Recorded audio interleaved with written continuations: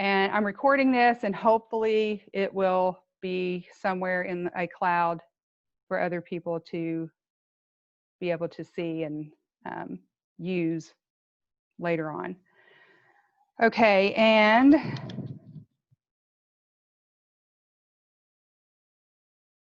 we're going to have another, hopefully, Greg Jacobelli. He has been a faculty member at Governor Scholars for a bunch of years. I think he's going to try to join us at some point. And at the end, he's going to, if he is here, he's going to share some information with us just about his experiences and maybe give some insights into the whole thing. Okay. So this is what I call a big kid application. And what that means is this whole application process has a big reward at the end, okay? It's a very difficult application process. There's a lot of steps. The students are going to be asked to follow a lot of rules and meet deadlines and meetings and so forth like that. But for the students that finish it through to the end and, you know, possibly be part of the group that gets sent forward, the reward is very great. They get a 6-week experiential opportunity at different campuses around the state of Kentucky. They're friends. They become lifelong friends with the people that they have this experience with. I've never had a student come back from GSP and say that it was anything other than fabulous and life-changing. And so part of what that means is for the parents, who I love and respect, you know, to the utmost. After tonight, I don't communicate with parents during this process. I only communicate with the students. I'll answer a question every hour on the hour that a student might have, you know, day after day after day. But as I said, it's a big kid application process. And so that means part of what we're trying to foster in our students is independence and helping them learn how to navigate things. And this is just an excellent opportunity and way for them to do that. So after tonight, all the questions that need to come through your student. Now, of course, you know, you can have your student ask whatever the question is that you have on your mind, but I only respond to the students after tonight through this process. Okay, so we're going to start. So can you guys see this whole thing, or is that you can? Okay, because on my screen, some of the faces of people are on there too. All right, so hopefully you guys had a minute to go through and look at some of the information here. And I want to just go right to page 2.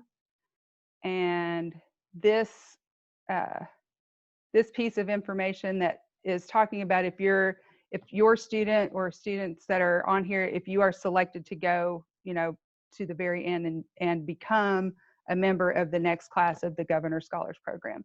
So what you're doing basically is you are signing a contract that says, yes, we agree if our student gets there, we're going to show up, we're going to attend, and we're not going to try to leave.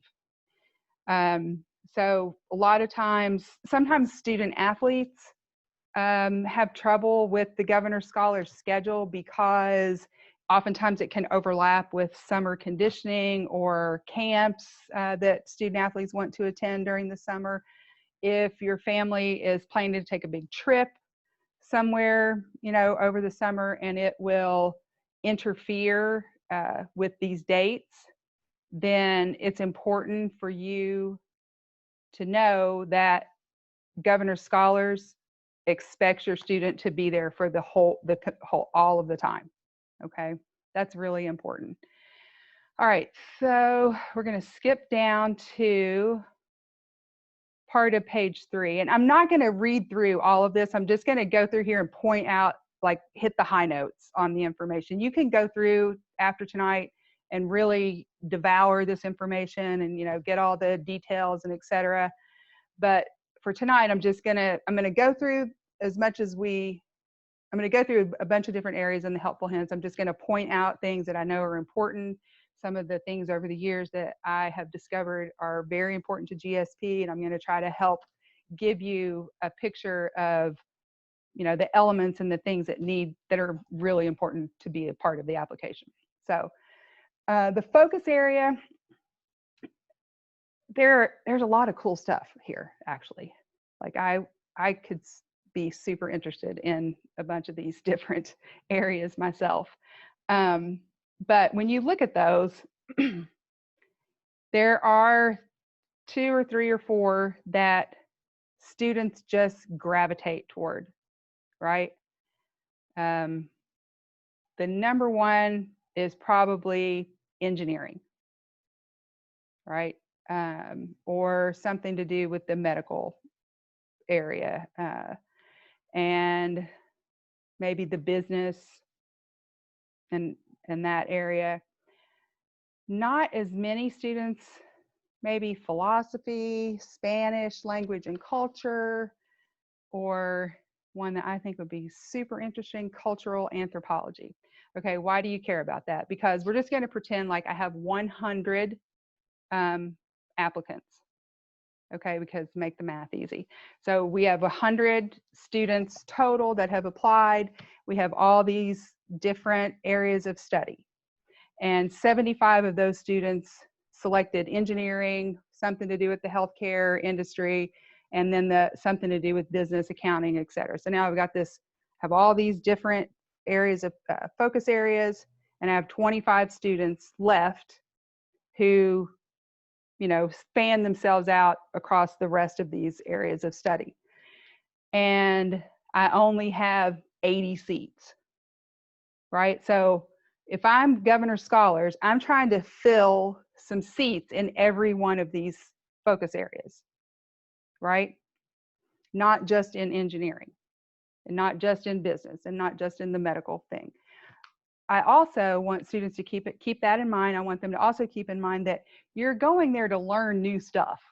You're going there to have new experiences. You're not going there to try to relearn things that you already know. So I strongly encourage my students that want to apply for Governor Scholars to push themselves a little bit when it comes to choosing those focus areas. At the end of all of this, you got to remember, our students are competing against the best of the best of the best of the students, juniors in high school in the state of Kentucky. So every student that is filling an application out for this and makes it to the end is just like you. Okay, they're all high achieving, they're making good grades, they're super active, they have lots of awards, there's got a lot of extra, you know, they're checking all those boxes. So throughout this whole process, one thing to be very aware of is including the information and the elements that can help you stand out from all of the other high achieving students that are going to be applying for this program. This is one of them. So I encourage you, students and parents, to encourage your students to really take a good look at these course offerings. There could be some really outstanding opportunity there for the student who decides to, you know, choose cultural anthropology and film and something else. Now, there's always, though, the kids who are like, but engineering, I have to do engineer, like they can't live if they don't do, okay, then you've got to put engineering, right? If that is you, student, you're not going to make it if you don't. You got to put engineering down. But you're going to choose 3, so you can put some others in the mix. But this can be a way to help get your application to the next level. Now, there's no points awarded. There's no score value here. This would only come into play for the students whose applications get sent on from our initial round. All right, but that's where it can make the difference. All right, any questions about any of that? Let's see. If you do have a question, I guess you can unmute yourself and ask it. If not, I'm going to keep going. All right, so we're going to just skip through all of this till we get to the bottom of this page. These are the dates. So in the when we started tonight, I told you that you're going to sign that on the document. There's a place where you will sign that says, yes, we agree that we'll be able to be there for the entire session. And these are the session date, opening and closing dates. So it is also really important that you look at your calendar, because if you say yes to this and then student gets all the way through and they make it and they're invited, they're taking a spot away from someone else. So you want to be, 100% certain that you're going to be able to attend and commit for that entire time. All right, this is a really important document. And what we're getting ready to do now is go into the meat and potatoes of this whole application process. The entire application is worth 100 points, and we score it at Lexington Catholic the exact same way they do it at the GSP state level. And what I mean is, when you look at this score sheet, it's broken down into different sections, and there are different committee readers that read each section independently. So as much as possible, I try to also make each one of those sections unidentifiable, so that when whoever the readers are, they don't know who the student is. Okay, so it tries to keep it a little more level playing field, I guess, that way. Also, I don't disclose who reads these applications. At the end, a lot of times students whose applications don't get sent forward. Sometimes, there's hurt feelings and they're upset about it, and they want to know who scored it and what happened and all that, and I just don't share that information. It wouldn't be appropriate to give you the names and then people can go after them. But what I can do is I can help you look at your application, and see where the scores were low or where things were off, if that would be helpful. All right, so the very first section, the academic achievement, I fill all this out, and pretty much for all students, these points are pretty much set, because it's going to work from your grade point average, a standardized test score. I will always use the standardized test score that awards the student the most points. So whether it's a PSAT, an ACT, an SAT, it doesn't matter. I'm going to use whichever one is going to give the student the most points. And then there's a way that the difficulty of the course load is ranked. And so these 30 points right here, they're pretty much set. I mean, you may get another point or maybe even two from a standardized test score between now and when I submit the applications to the state level, which I'll go over that in a minute. The PSAT that the students are going to take in next month, I do pull all of the GSP students' scores to see if those will help them. Okay, so I will wait. Now, if the score that they got as a sophomore gives them more points, then that's the score I'm going to use. It doesn't matter what year the score is from. I just want to give them, I want to use the score that's going to award the student the most points. The next 70 points, okay, this is all in the control of the student. And this is where the application really goes into its big kid application mode. And it's also why I require every student that decides they want to pursue the application, I require them to read all 51 pages of helpful hints. Governor's Scholars has gone to a lot of trouble and a lot of time to create examples and create scoring guidelines, and I could never ever do better than they have done with regard to how to answer something or what they're looking for. One really great thing about this whole process is it's pretty transparent. It's all here, and we're doing it exactly like it is, like you're going to see in here. And so there's no hidden information or something that you don't know that somebody else does. We're doing it just like we're going to read through together tonight. So this is where, though, parents, you probably are really helpful in this part, because all those little certificates and awards and the scrap pieces of paper that are in the junk drawer in the kitchen that, you know, where they did service, or all the things. This is where you probably can be really helpful to your student in beginning to pull all that information out from the drawers and the closets and the boxes and, you know, wherever they might be. That's how it is at my house anyway. And trying to begin to sort those documents and that information into these different categories, which I'm going to go through in a little more detail here in just a moment. But this is a place I think where parents can be super helpful. All right, and then so that's 30 points. And the next 20 points, in all the years I've been doing GSP, it's been a bunch of years, I'm not even really sure how many, the writing entry is pretty consistently the weakest part of our student applications at Lexington Catholic. And I don't know why, other than I think it takes a lot of time and a lot of thought to create and develop the components that they're looking for in the writing piece. But I can tell you it is worth every minute of your time if you will do it. So we'll come back to that too, but the writing entry is super, super important. The next two pieces, the teacher recommendation and the community recommendation, these are also really important. And here's what I want to tell the juniors about this. Seniors are applying to college right now. They're probably going to ask the same teachers that you're thinking of right now that you want to ask for a recommendation. And seniors trump juniors, right?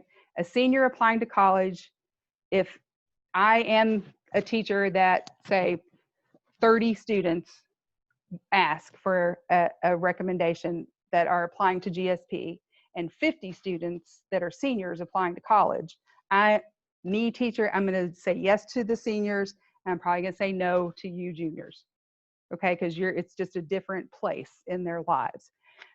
So this will be the very first task that the students have to do. And for all the parents and students that are with me tonight, this is the first thing I want you to think about is what teacher or what two teachers come to mind immediately that I want to ask tomorrow if they will write my teacher recommendation for GSP. Okay. And here's what you want to think about too. It doesn't necessarily matter that what your grade was in that class, because we're going to look at this in a minute too, but then this will be true for the community recommendation. When you're asking someone to write a recommendation for you for this process, it needs to be someone that knows you. Okay? It doesn't need to be like the most well-known person in the world. GSP does not care about that. And you'll see when we get to that part, what they care about is how well does this person know this student? And that's true for the teacher too. So when we look at the teacher recommendation, because I do think this can also be a place where students get tripped up, there's going to be these boxes from 1 to 5. Every student should ask the person that they know is going to give them all 5s. Okay, there's no reason to ask anybody else except the people that you know are going to give you all 5s, because you're competing against other students that are getting all 5s. And there'll also be a narrative section. And like I said, we're going to get to that, but I want to just bring this to the front right now while we're looking at it. So students have 70 points. Okay, I told you this 30, that's pretty much over with. This is where a student can really help themselves stand out among the students at Lexington Catholic, as well as all of the students at the state level for those applicants that get sent forward. Okay, anybody have any questions there? It's me talking a whole lot, and it's really weird without having real life people in front of me, because usually we're kind of laughing and having fun right now, and I'm just here by myself laughing. So, okay, we're gonna keep going. If you're looking at this on your computer, if not, we'll look at this together. This is where I told you they award the point values for the test scores and the GPA, and that's exactly what I work from. And this is how they determine the course difficulty. And these are the next 30 points of the application. And like I said, I require all the students to read all 51 pages of this helpful hints. And this is why, what we're about to look at. There's no way I could do a better job than GSP has done themselves. So extracurricular, service, honors, and awards. Now, this area here that is in bold and underlined, I want to bring everyone's attention there, because that particular piece can be difficult for students to do, because what they have been taught all these years is don't repeat information when you're completing a document or writing something, or information of whatever kind. We teach them not to repeat the information. In this situation though, everyone needs to repeat, because the way the applications are read, and we will read them the same way, one committee of readers will read only extracurriculars. Another committee of readers will read service. Another committee of readers will read honors and awards. And they will not read any other part of this application. So if I have something that fits into extracurriculars and service, I need to put it in both places.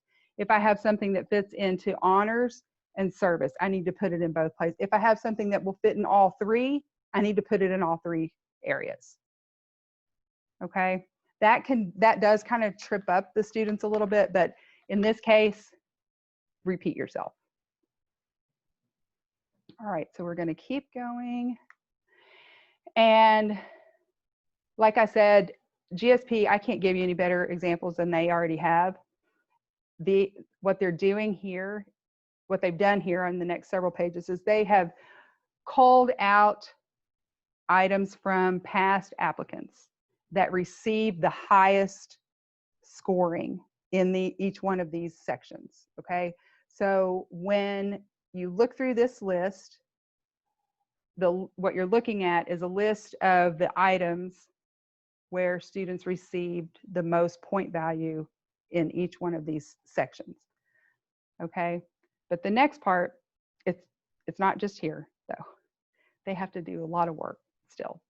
So here are some more examples of if I want to get 9 or 10 points on this section, they're giving the information as to how to make that happen, right? Now, students, I don't know how many students are on here, but this part and the writing prompt, this requires a lot of thought and a lot of writing, and sometimes they just don't want to do all that.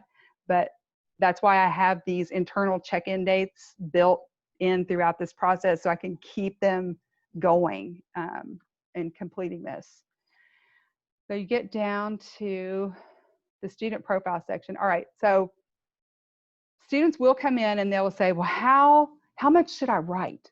How much, this is the narrative, how much should be there? What do I need to say? And what I'm going to do is just point them right back to this document, because like I said in the beginning, I cannot do a better job than GSP has already done. But you can see, they have included a lot of descriptors, and they tell you in the page before this one that is important if you're trying to get 9 and 10 points on this section. Okay, the whole section of extracurriculars is only worth 10 points. But look at all of the different pieces of information that are here for this one particular applicant. Okay, there's a lot of information there. There's no way to shortcut this. If the student tries to shortcut this section or any of this, they're just hurting their score opportunity. I also want to be sure to point out, if the student is participating in or received an award or done service that is unique to Lexington Catholic, and the thing that comes to mind for me most often is like our Boy and Girl of the Year. Nobody else in the state of Kentucky knows what that is. So when you get to the honors and awards, or you're in this section and you include something that is unique to our school, you have to really be sure that you have done a really good job here explaining what that means. Because if this, and what they like to do is just put the, you know, the title and the grade and that, and then maybe 1 or 2 or 3 sentences. So the more narrative, the more detail, the more information, you know, the better that you're helping yourself. The same with service. The thing to keep in mind with this too, and they're giving you the, you know, the point breakdown. I have to have a drink of water real quick. Is this part is different than what we looked at before, because you can see this has the total time and the length. I think, okay, all of your faces are covering up the what it says next to that, but I think it says, oh yeah, like how, for how long they perform this. So you got to remember, the people reading this, they know you had to go to school so many hours a day, you had to sleep so many hours a day, and that you had to have homework and family time so many hours a day. So there are only this many hours left for service. Now, why I'm saying that, because you don't want to put like, you know, 456 hours next to Big Brother and Big Sister, because the person who's reading this section, they're going to look at that and go, well, I don't, that isn't possible, right? So you're going to lose points in that. Now, is anybody going to call Big Brothers and Big Sisters? And probably not. Okay, but that doesn't mean I'm encouraging anybody to be dishonest. But what I am saying is to just be mindful of what is reasonable and doable when you're going through all of your service and or work. It can be volunteer or paid service. All right, and you can just see they've given you these examples purposely, because these are all examples that have received the most point value. So work from these. All right, and then the last part of this section is the honors and awards. And again, here is the list that they've collected, put together for you, the same kind of scoring guideline, which I love about this whole process. Like I said, to the people who didn't hear it in the beginning that joined us just a little bit ago, it's very transparent process. You can see, you know, how the points are awarded. We do it exactly the same way. This is the same scoring guideline that we'll use. So students want to keep that in mind, you know, while they're completing this. All right, so honors and awards, they do have it broken out, you know, local, regional, district, national, international, that kind of thing. And how that was, if it was an individual or a group honor, probably all the students that are on here were part of the Duke TIP program when they were in middle school, maybe a Duke TIP finalist, which was great and wonderful when you're in middle school, but GSP doesn't care about that unless you got a national level kind of recognition. So that's what you want to do. You know, if you have 100 different awards and honors, you can put them all in here. There's no limit to the number that can be included, but it's quantity versus quality sometimes.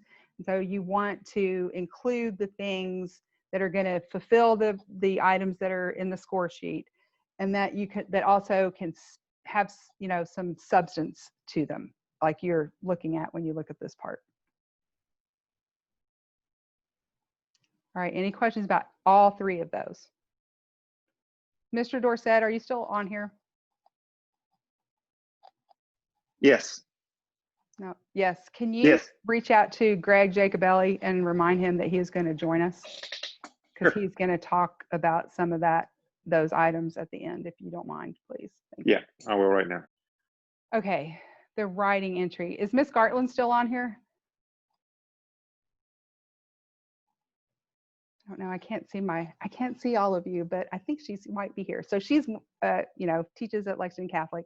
And I'm saying her name because one of the things that they do at the start of the school year in AP Lang and in the senior literature classes all together is they will look at the Common App and they'll have the students write an essay from one of the Common App prompts.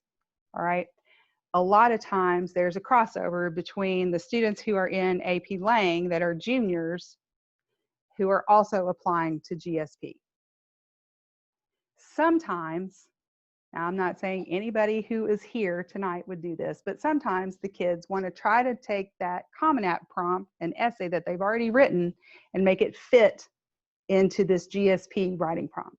But I want to discourage all of you from trying to do that. I understand, you know, you don't want to write another essay. It took a lot of thought and effort to do the first one, but they don't match.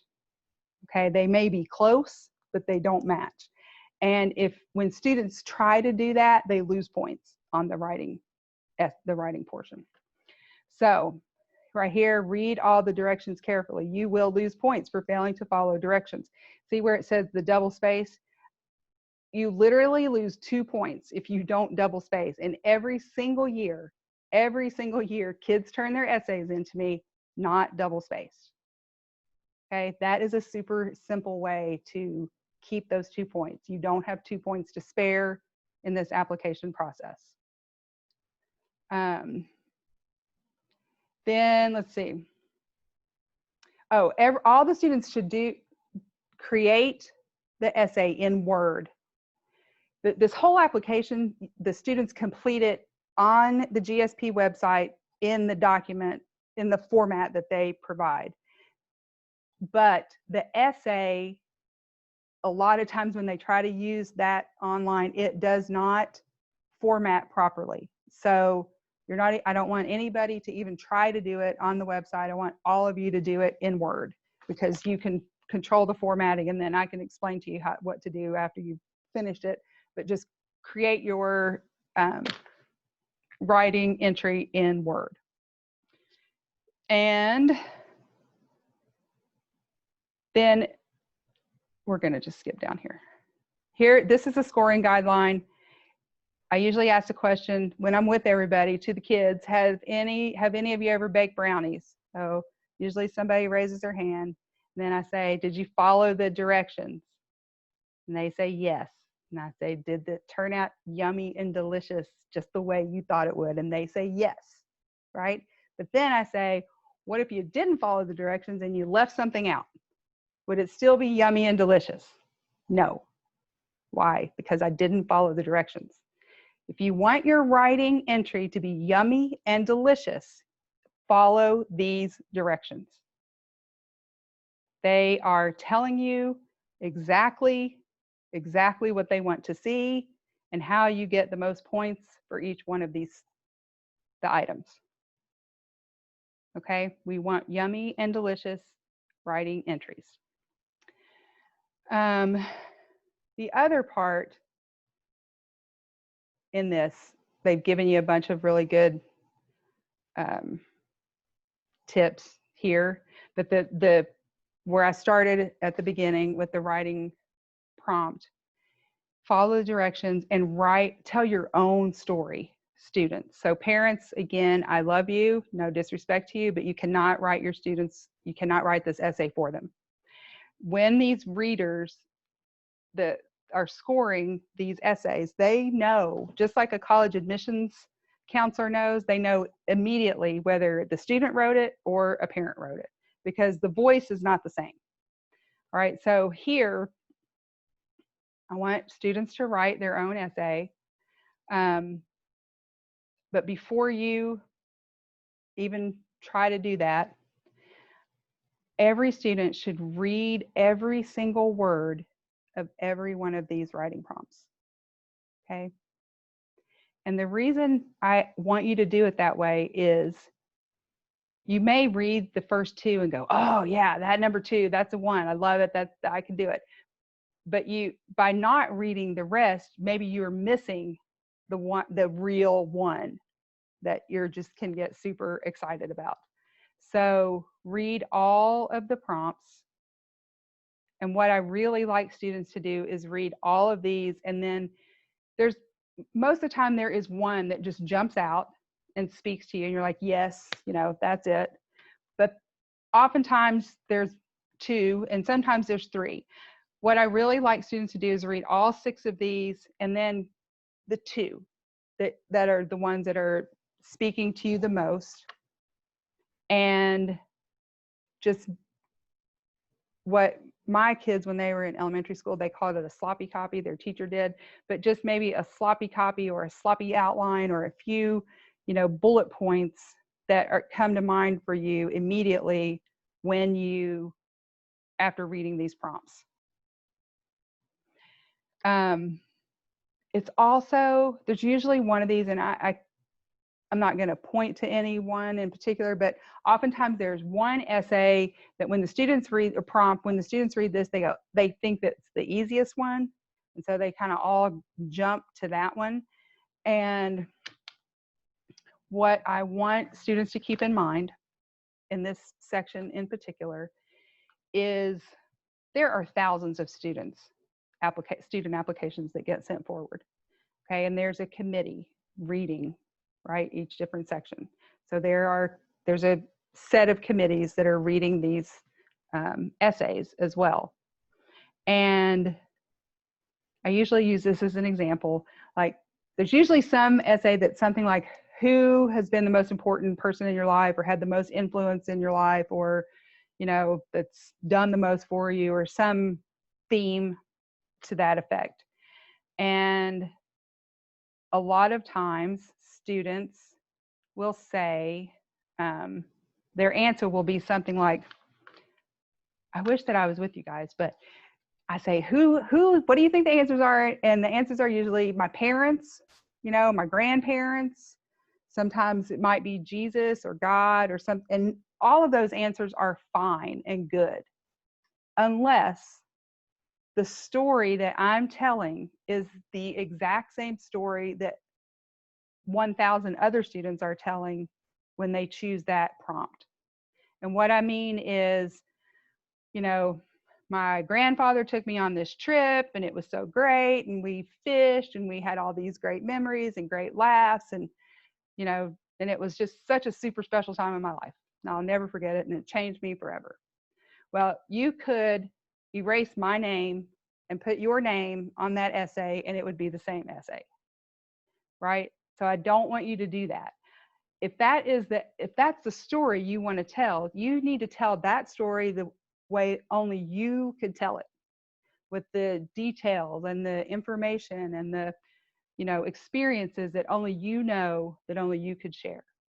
And I oftentimes also encourage students to, once they've maybe come up with the 2 or 3 that they really like, to look at it from the opposite way. Look at it from the point of view of an antagonist, or look at it from the point of view of somebody trying to tell that story in the total other side of the way that you are thinking of it, just to push your storytelling thought out there a little further. Because like I said, there's 1,000 essays and 792 of them are all the same. But the 793rd one really caught my attention. What do you think is going to happen with that one, right? That committee is going to be super excited, and that essay is going to stand out above, a lot of the other ones that are very much the same. This is this is where 20 points, it is very important. Unlike the other 30 points that we just went through, where I do think that parents can be helpful in that process and collecting the information and getting all the documents and all of those things together, in this section, I really think it should be student driven, and that it is important it is in the student's voice and not in the voice of the parent. So they'll also, I'm going to go through some deadlines, but this will be a really important piece for students to get started on quickly. Any questions about the writing part? One question? No questions? 0. Okay. It's very hard to do this by myself at home.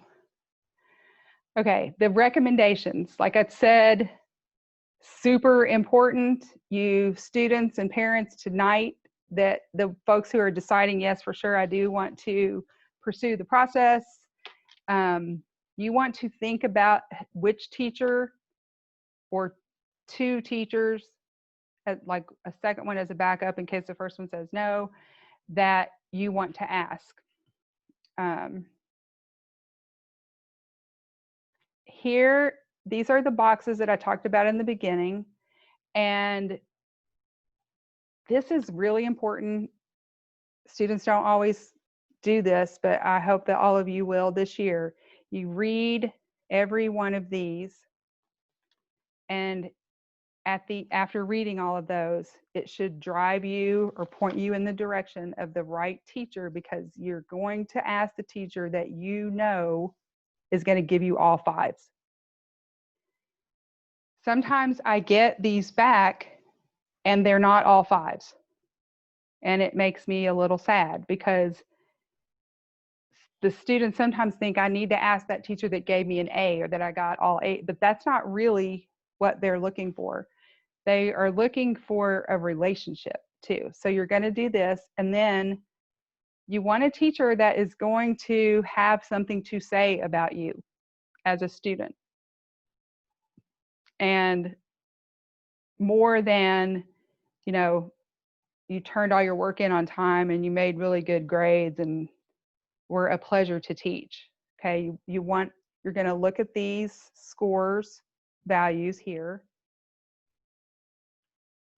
Okay, obvious, right here in the 9 and 10, obvious recommender knows the student. That is very important. There are some examples here. See the narrative? Some years, students, they rush this part, and I will get a teacher recommendation that barely has anything in this part. Okay, so don't rush through this, but look at it tonight. Think about it. It should be obvious if you read the items that they're looking for. It should be obvious who that teacher would be. But also remembering that most likely the teacher you're thinking of is also a teacher seniors are thinking of, and seniors will win because they're applying to college and you're not yet.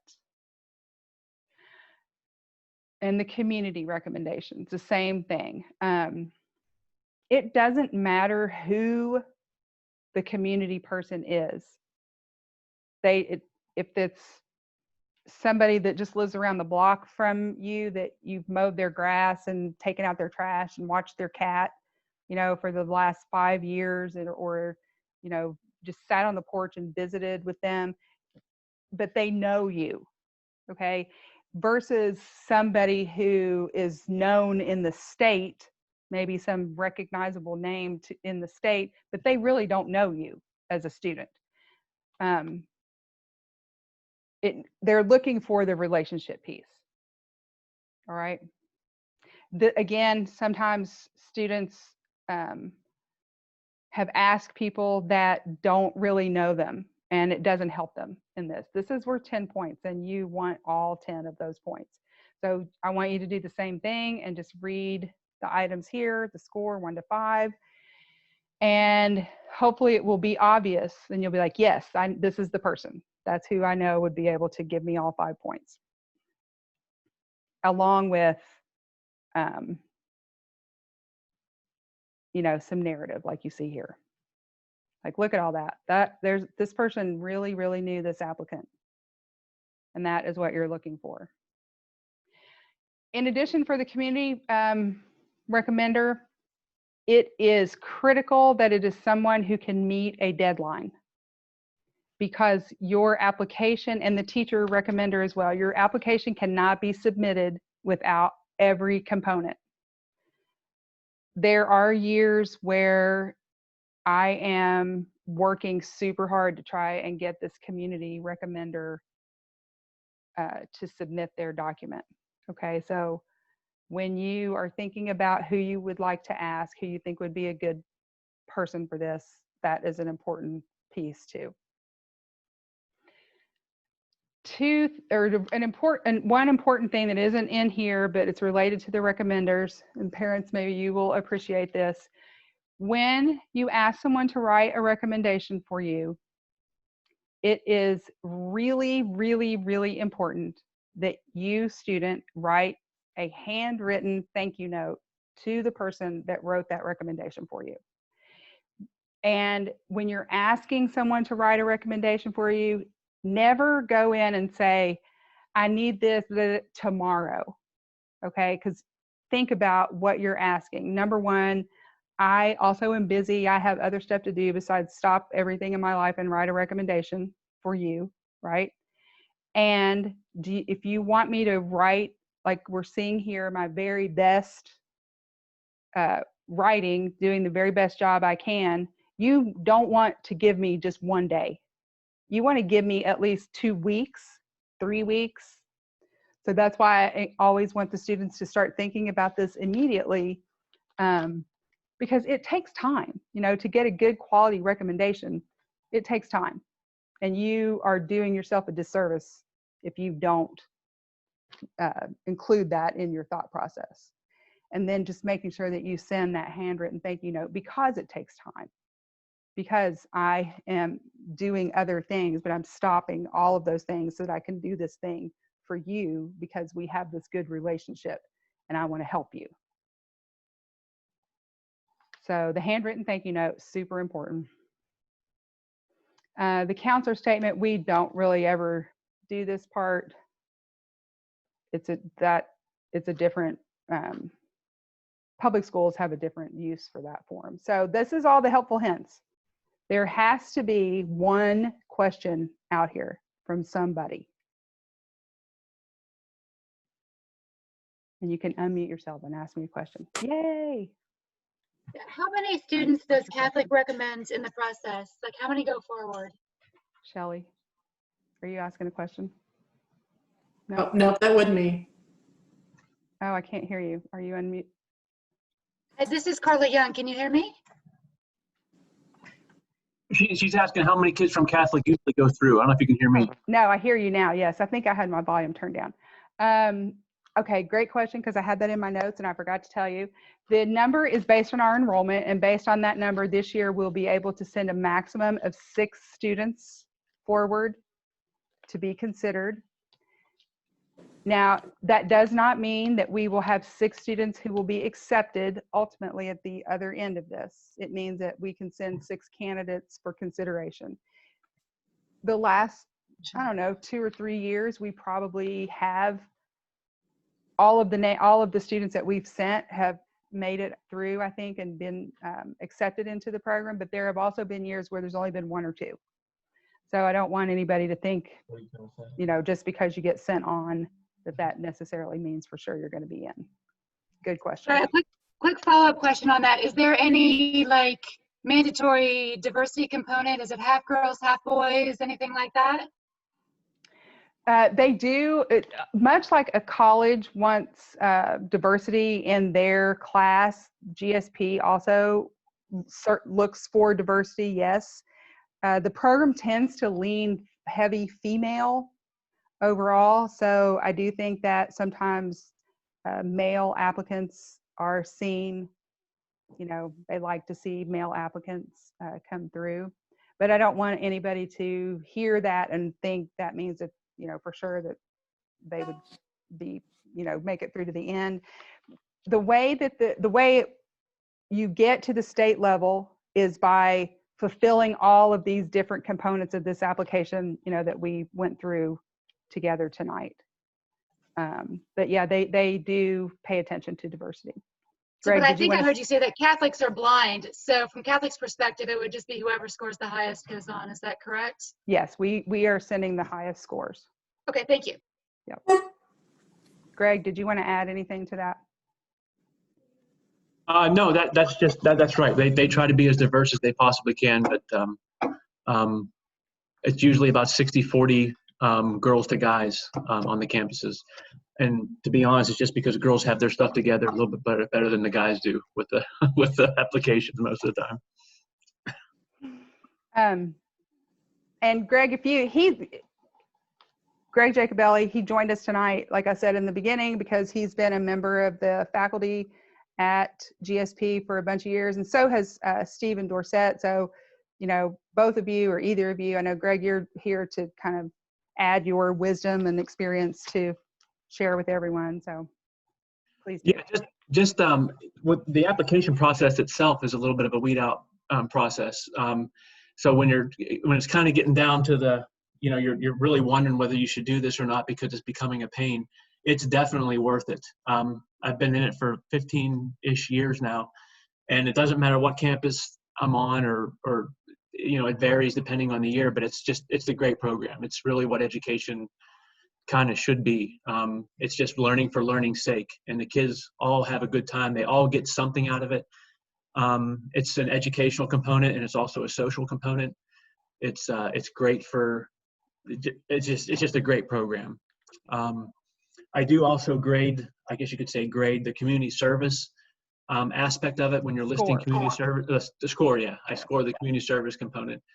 And again, like Ms. Chartier is saying about making your essay stand out, try to make the community service stand out too. Everybody goes to church, which it's a great thing, but that's kind of the standard. Try to get some stuff in there. Maybe look at doing some new things in the next few months to get out there and do some community service. So it sticks out when that's being scored, because it's a little bit of a component getting in. And to your point, Mr. Jacobelli, that the times that we're in, their students have an opportunity with regard to service, I think, to definitely do things in a brand new way that has never been thought of or considered before, which could really be an advantage on that section. While they're, they can include service that they are just starting too. It doesn't have to be service where they already have 100 hours, right, Mr. Jacobelli? So they do have an opportunity. Yeah. Mm-hmm. Yeah, and to that point too about the goofy times we're in, they had Governor Scholars this summer, and instead of it being 5 weeks, it was 1 week per group of kids, and they still made it work somehow. So there'll be something this summer. We're not sure what it's going to look like, but the fellow that's in charge is pretty dedicated to keeping the 35-year run of Governor Scholars going. So there'll be something. And the kids didn't have to attend if they didn't want to this summer, but they were considered Governor Scholars, which helps with the college and the admissions and all that sort of thing. And to that point about the colleges,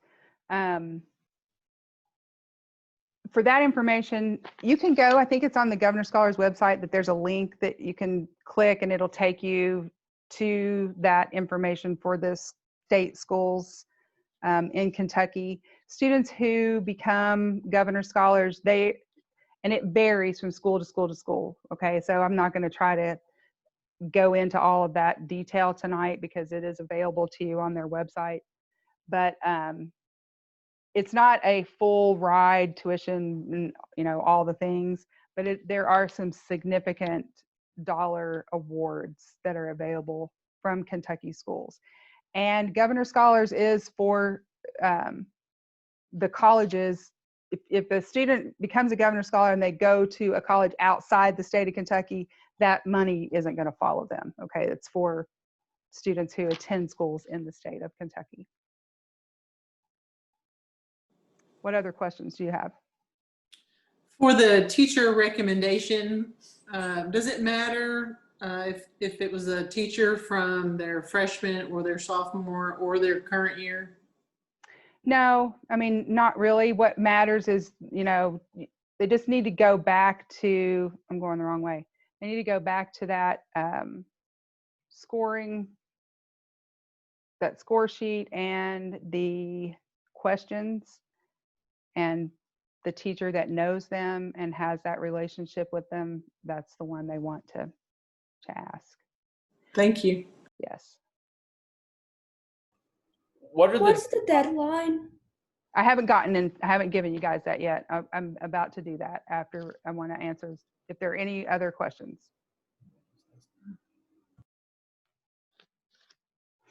Okay. Let's see. I have too many documents open on my computer, so I'm trying to find the one for you.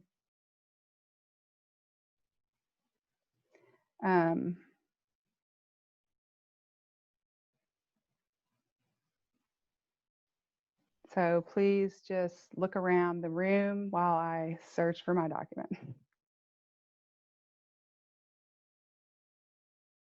If your son or daughter ever has a question, Mr. like Ms. Chartier was saying, she can obviously help. Mr. Dorset's down in the guidance office, and I'm in 122 most of the time. So we can, we're more than happy to help with anything regarding the Governor's Scholars application or whatever you need.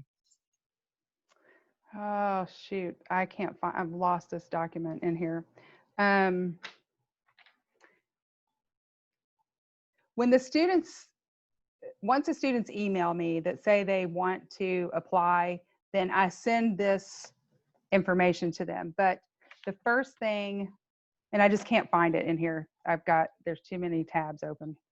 The very first thing though for them to do is send me an email tomorrow, tonight, whatever. Yes, and your name, student name. I'm interested in applying, because that's how I know who I need to keep track of and who I need to share things with and who I need to make sure comes and meets with me and we go through all these steps together.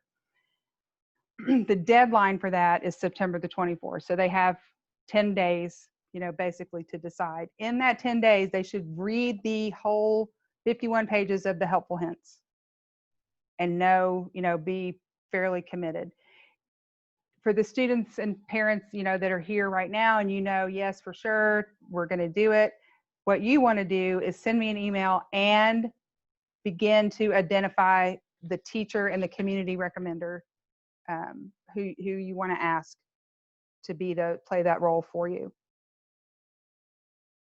The very first time that I'll meet with the students in person, unless they have questions, is going to be on October the 5th, right after fall break. And when we meet, I'll be asking them, kind of where they are in their application, and we'll also be looking at the recommendations to see, where that is in the pipeline. And then they'll meet with me on the 14th of October, and that's where we're going to go through their essay. And when they come to see me on the 14th, they should pretty much have that essay fleshed out. And we're just kind of finishing. So in between October 14th and now, that's when they can come in to talk about anything, ask any questions specifically related to that. Then they'll check in on October the 26th with their whole entire application. So when we get to October, and the whole thing has to be turned in, all finished, I's dotted, T's crossed on November the 18th. And it has to be before 3 o'clock on that day. Students are welcome to turn it in earlier. You do not have to wait until the 18th of November, but you cannot go after the 18th of November. So one final thing that I forgot to say earlier. When we were talking about this and I said tonight, this is the night for parents to ask whatever questions you want to ask, because after tonight, I'm only going to answer questions from the students. But also another piece of that is sometimes it was like this with my kids, mom proofreading their written work didn't really always go that great. So students it is very, very, very important, like in the section that Mr. Jacobelli is talking about, every one of those student activities section, there are score values related to how well it is written, and that's going to include grammar and punctuation and spelling. So every student needs to have someone who will read and edit the whole application before it gets turned in. And they're not just looking at the content, they're looking for all the mechanics that go with the writing as well. So a lot of times I will ask the student, well, who can proofread this for you? And most of the time they say their English teacher, which I say to them, perhaps, but the English teachers are probably reading and grading the assignments that they're giving in their class, right? Now, not that they don't want to help and not that they're, not kind and generous people, but it takes a chunk of time to read and proofread someone's application. So that's also something important to think about. Now, sometimes a parent is great and the student doesn't, there's no issue with the parent, reading and proofreading and doing the editing. Sometimes there is. That's just something for you guys to think about.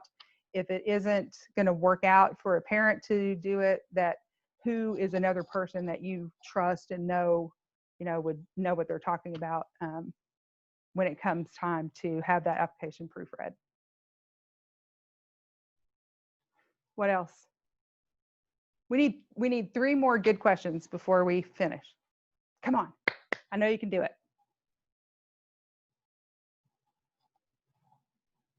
Nope. Nothing? It's like being in class, isn't it, Mr. Jacobelli? Who's got a question? Crickets. Nobody. Yeah. Nobody. That it? On the like the community service and things like that, is there a template, or does the child actually just come up with their own layout of the way they're going to do that? Is there a template that's it's available? It is on the app when the application is live, which they don't have everything live yet, but it looks like this. See these little boxes? I'm talking about the one that had like the volunteer work and clubs and honors, and that one. Is that one a template? Yes, okay. That's what that when you go to the GSP website on applications and forms, these are all just the examples, but there will be a live application. And when they go there, you'll see that that's where it all gets filled in. No, that's a good question. What else? That was one. So I saw on the PDF that there's 3 different dates for the sessions that like start at different times and close at different times. So what determines where you're going to start, which date they give you? Which campus you go to? Greg, do you want to speak to that? Yeah, that's usually random.